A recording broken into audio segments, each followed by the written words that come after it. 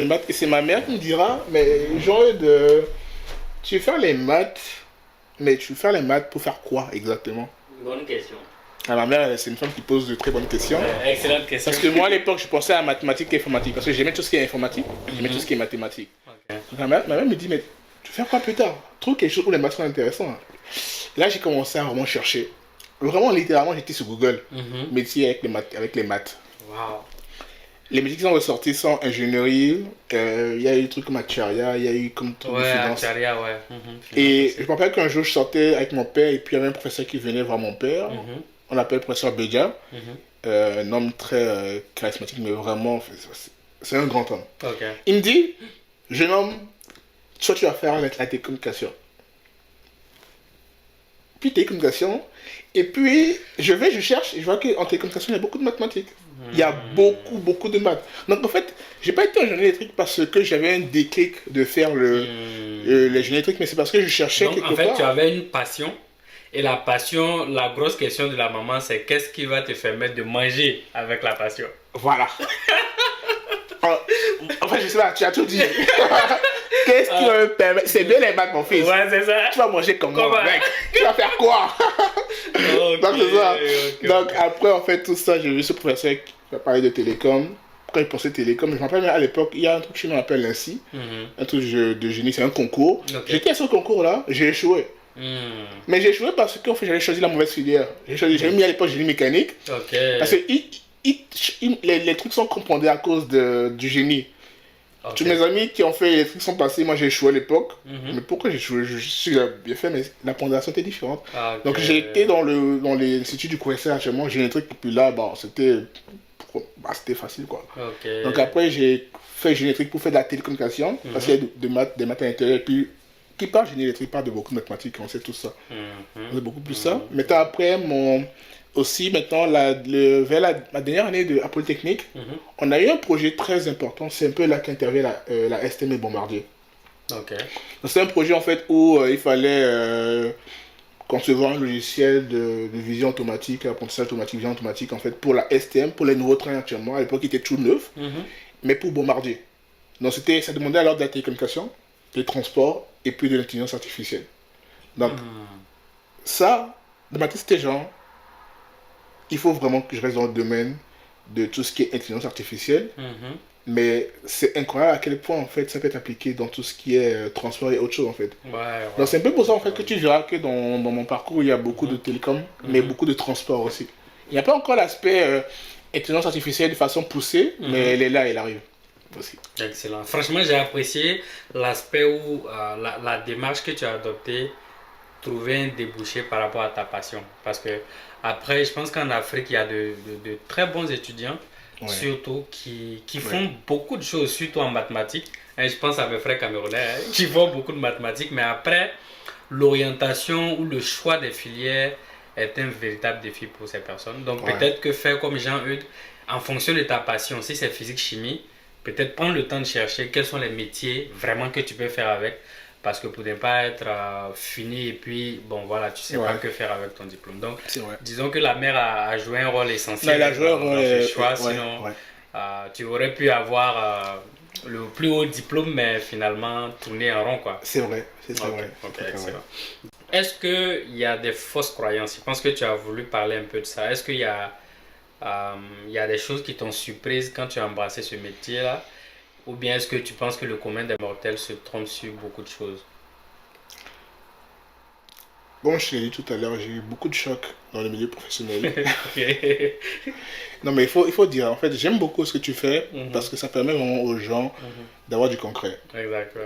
Surtout quand on est transparent, c'est important. Moi, je vais commencer avec ceci. Il y a un professeur qui me disait très souvent à l'école, à l'époque, il me disait ceux qui ont emprunté la route ne l'ont pas emporté. Une façon de dire en fait que très souvent, il faut juste voir ce que les gens ont fait ou par où ils sont passés pour comprendre en fait comment vous devez vous orienter. Exactement. Souvent.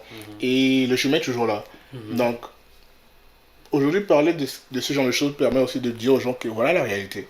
Et bon, une des fausses croyances d'abord dans ce domaine, c'est de penser en fait que c'est purement technique et que parce que tu es bon à l'école, parce que tu fais toujours très bien, parce que tu es excellent, bah, le boulot, c'est la même chose. Hein. C'est juste être excellent, genre, trouver des solutions techniques, appliquer des lois, appliquer des raisonnements. Moi, je pense qu'à l'époque, c'était une des choses que je me disais, bon, peut-être que j'étais le seul, si c'était parce que j'étais très naïf, mais l'une des choses qui m'a vraiment marqué, c'est l'aspect complexité humaine. L'homme. L'homme.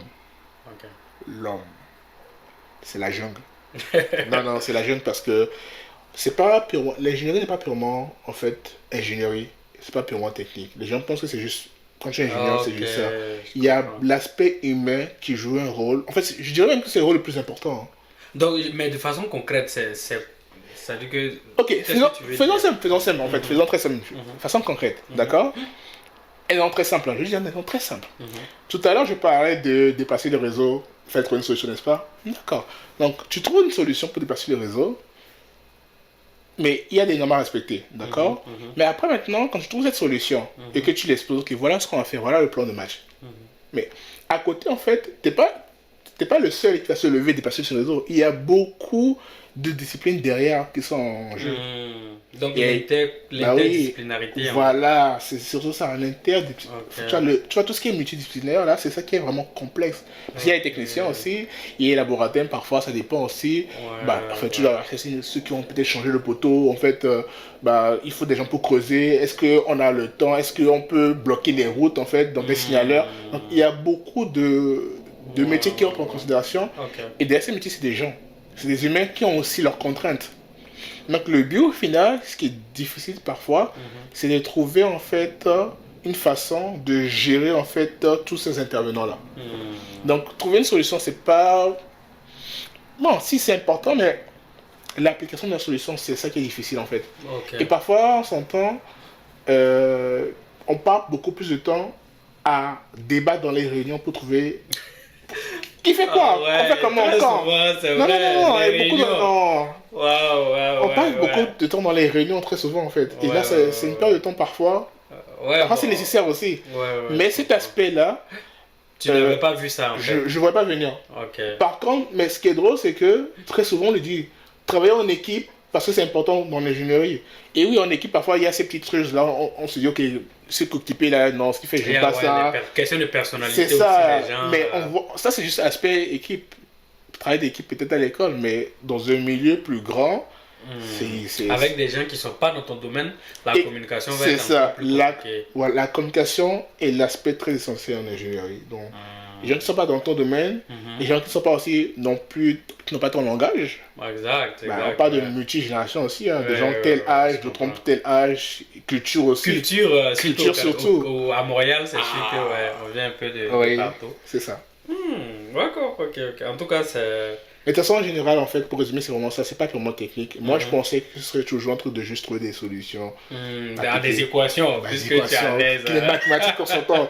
Non, mais non, c'est donc, pas ça. c'est vraiment quelque chose, il faut déjà être conscient de ça et puis commencer à cultiver. Est-ce qu'il y a une façon, des choses que tu aurais fait différemment peut-être pour cultiver cet aspect plus quand tu étais sur les bancs ou bien tu penses que ça va? Puisque ça a été comme une petite surprise pour toi, est-ce que si tu retournes dans le temps avec cette information, tu aurais pu changer certaines choses à ton avis? La surprise pour moi était à quel point ça jouait dans les projets. Tu savais plus ou moins que c'était important. Côté humain, c'est toujours important. On nous a appris ça très souvent. Le fait de travailler en équipe. Donc, personnellement, côté humain, je n'ai pas vraiment du mal avec les gens. Mais savoir gérer les émotions humaines, c'est un autre souci. Donc peut-être que si je retournais à l'école, peut-être que je ferais, c'est peut-être chercher un cours en sociologie, c'est la gestion de psychologie. Mais non, je veux dire, ça aide. Hein. Juste hier, un projet qu'on devait rendre hier, c'est qui était central pour ce projet, m'appelait pour dire, Jean, vraiment, je suis fatigué parce que là, vraiment, les choses sont mal faites, j'ai trop de travail.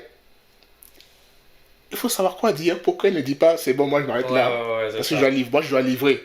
Mais si je ne livre pas, c'est pas c'est moi dans tous les cas. C'est toi le chef. Il faut savoir aussi gérer les attentes en fait. De tes collègues aussi, c'est important. Mais en même temps, ça ouvre aussi la perspective sur une question importante aussi. C'est quoi les qualités pour être ingénieur en génie électrique par exemple?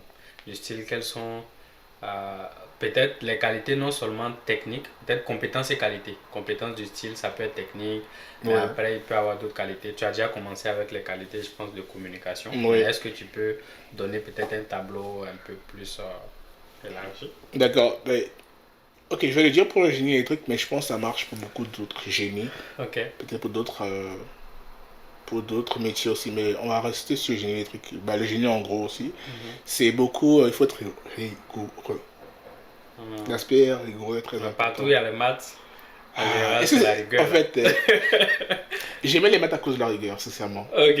Mais là, c'est même pas l'aspect maths, parce que les maths même ne viennent pas vraiment jouer un grand rôle aussi, ici. Hein. Mais c'est l'aspect rigoureux dans le travail, quand tu es ingénieur. Rigoureux, la curiosité est très importante. Parfois, ça sonne cliché. J'en parle de être curieux, ça passe partout. Mais c'est vrai. Pourquoi? Parce que il faut que tu te demandes, ok, pourquoi ça marche comme ça? Pourquoi ça fait comme ça? Parce que si tu vas juste comme ça, tu vas te perdre. Ouais. Donc c'est important d'être rigoureux, curieux. Donc je commence avec les deux là. Maintenant après c'est vraiment être persévérant. Être persévérant en fait c'est très très important en fait parce que les gens diront c'est pas la peine d'avoir de très bonnes notes pour être ingénieur. C'est vrai. Mais ce que les gens oublient souvent c'est que l'habitude est une seconde nature. Donc quand tu te forces à être excellent et à être persévérant dans quelque chose en fait, tu es en train de créer en fait une nature de ta personnalité, un caractère. Tu es en train de bâtir un caractère. Donc la persévérance est un caractère qu'il faut beaucoup bâtir. Parce que parfois ça va marcher. Parfois en fait, t'as pas ce que tu veux. Parfois en fait, ça va pas assez vite pour toi. Donc pour être ingénieur déjà il faut être persévérant. Après il faut savoir s'adapter. Parce que c'est pas un métier figé. Hein. Ça bouge beaucoup. Donc il y a aussi de grandes chances que tout ce que tu as appris à l'école, tu vas sur le terrain, c'est pas exactement ça. Je dirais pas qu'il y a de grandes chances, il y a d'énormes chances. C'est quasiment sûr. Un truc quasiment sûr. Pourquoi? Parce que ce que chaque compagnie fait est propre à elle. La compagnie elle vend un service, dans la expertise, dans là en fait un secret qui fait d'elle la compagnie chez qui il faut aller. Mais ce secret en fait ne se trouve pas dans les bancs d'école. Parce que parfois à l'école on est parfois en retard sur ce qui se passe dans la réalité. Ouais, ça c'est vrai. Ouais. Donc, c'est des théories qui ont été développées depuis longtemps. C'est ça, maintenant à l'école ce qu'on t'apprend